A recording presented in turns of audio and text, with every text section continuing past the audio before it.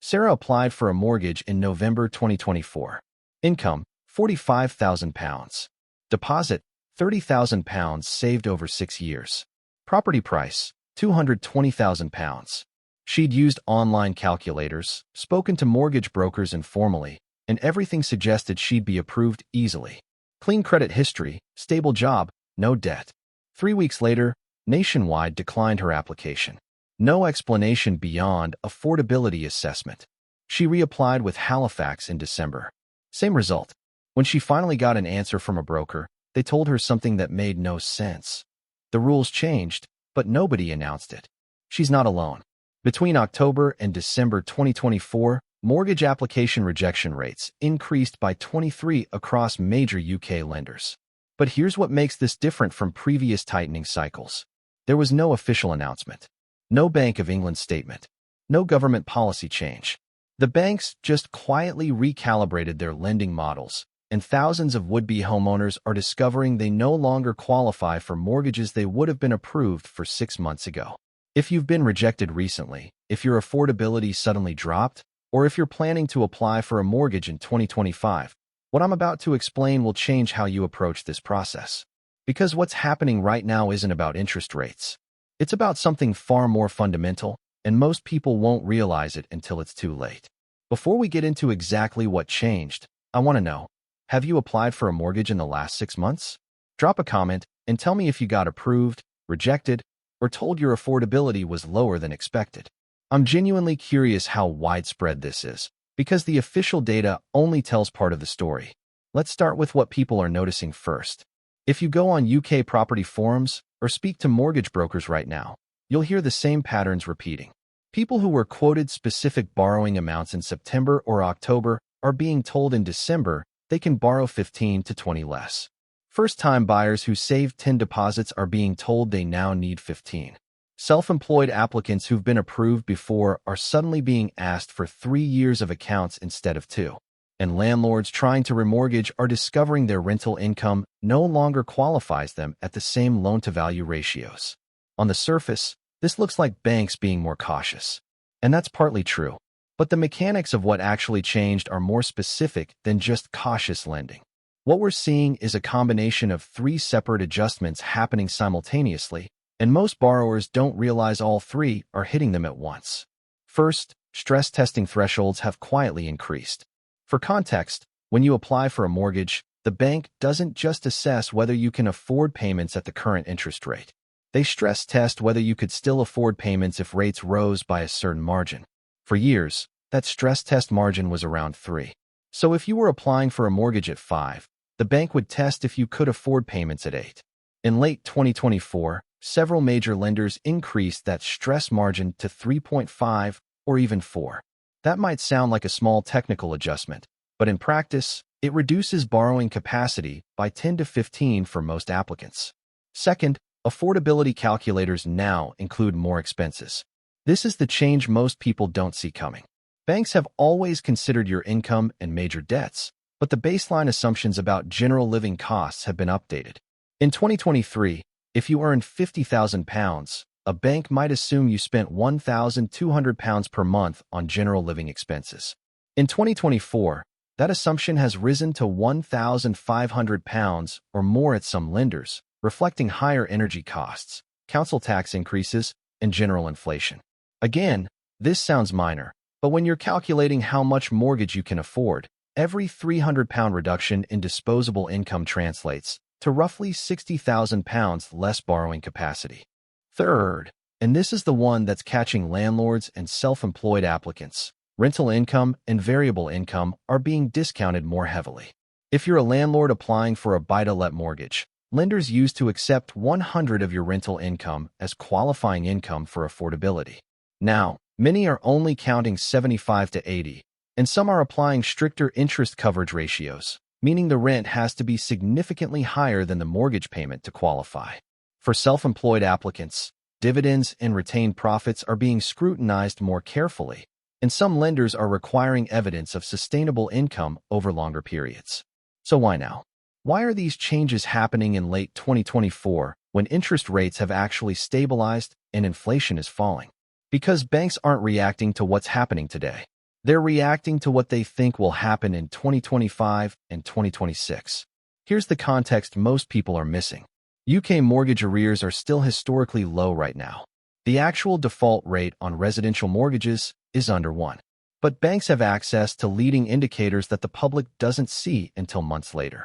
They're seeing early warnings in 3 specific areas. First, payment holidays and forbearance arrangements increased significantly in the second half of 2024. These aren't technically arrears yet. They're agreements where borrowers who are struggling get temporary relief. But banks know that a percentage of these arrangements will eventually convert to missed payments. The internal models are showing higher risk concentrations in specific borrower profiles.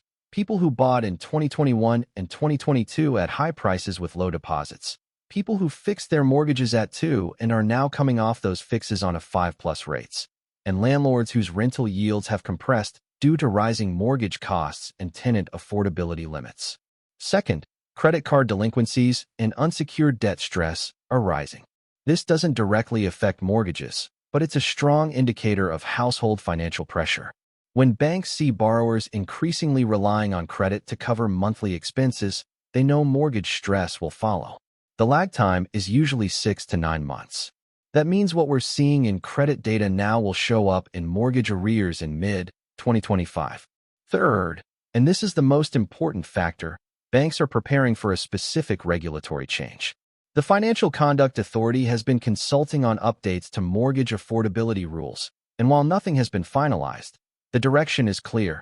Lenders will be expected to demonstrate more robust stress testing and affordability assessment, particularly for higher loan-to-income mortgages. Banks aren't waiting for the regulation to be published. They're tightening now to get ahead of it, because if they end up with a loan book that doesn't meet future standards, they'll face capital requirement increases and regulatory scrutiny. So what we're seeing isn't a reaction to today's market. It's banks positioning for a regulatory environment and risk landscape they expect in 18 to 24 months. Now, who gets hit by this first? Because these changes don't affect everyone equally. There are 3 groups that are being filtered out of the mortgage market more aggressively than before. First, first-time buyers with marginal affordability. If you're stretching to buy at the upper limit of what you can afford, or if you're relying on a 5 or 10 deposit, you're now in the highest risk category for lenders. Not because you're personally risky, but because statistically, low deposit borrowers have less equity cushion if prices fall, and they're more sensitive to payment increases. Banks would rather reject 100 marginal applications than approve 10 that might default in 3 years. Second, landlords, especially those with multiple properties. Buy-to-let lending has become significantly more restrictive. If you're a portfolio landlord trying to expand, you'll find fewer lenders willing to offer competitive rates, and the ones that do will require higher deposits, stronger rental coverage, and more evidence of financial resilience. And if you're trying to remortgage an existing property, you might find your loan-to-value has effectively dropped even though your property value hasn't changed, because the rental income calculation has changed. Third, self-employed and contract workers. This group has always faced more scrutiny, but the bar has moved higher. 2 years of accounts used to be standard. Now it's increasingly 3. Dividend income used to be weighted the same as salary. Now it's often discounted.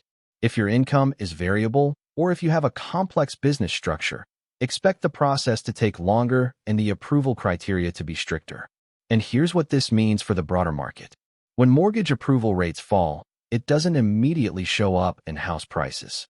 There's a lag. What happens first is transaction volumes drop. Properties take longer to sell. Sellers start reducing asking prices to attract the smaller pool of qualified buyers. And by the time price indices reflect this, 6 to 9 months have passed. We're already seeing early signs in transaction data.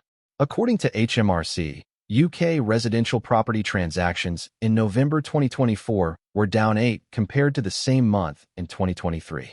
That's before most people even realized lending had tightened. If this trend continues into early 2025, and if mortgage conditions don't loosen, we're looking at a market where demand is structurally constrained not by lack of interest, but by lack of access to finance. So what do you actually do if you're affected by this? Because if you're planning to buy, remortgage, or invest in property in 2025, understanding this changes your strategy. If you're a first-time buyer and you haven't applied yet, Focus on improving your affordability metrics before you apply. That means reducing any non-mortgage debt, increasing your deposit if possible, and most importantly, understanding that the online calculators are now overstating what you'll actually be offered. A good rule right now: take whatever an online calculator tells you and reduce it by 15. That's a more realistic estimate of what a lender will approve. If you're remortgaging and you're coming off a fixed rate in the next 6 months, start the process early. Don't wait until your fixed period ends. If you wait and lending tightens further, you could end up on your lender's standard variable rate, which is significantly more expensive. And if you're with a lender who's reduced loan-to-value ratios since you last applied, you might not be able to remortgage the full amount, meaning you'll need to pay down principal or switch to a different lender with more flexible criteria. If you're a landlord, this is decision time. If your portfolio is cash flow positive even with current mortgage rates and rental yields, you're fine. But if you're running tight margins, you need to model what happens if you can't remortgage at your current loan-to-value when your fix ends. Because if rental income calculations have changed, you might be forced to either inject capital to reduce your loan-to-value or sell. And if you're planning to expand, assume that financing will be harder and more expensive than it was 12 months ago. The broader point is this: the UK mortgage market is in a recalibration phase. Banks overextended during the low-rate era, and they're now pulling back to what they consider sustainable risk levels. That recalibration might take another 6 to 12 months to fully play out.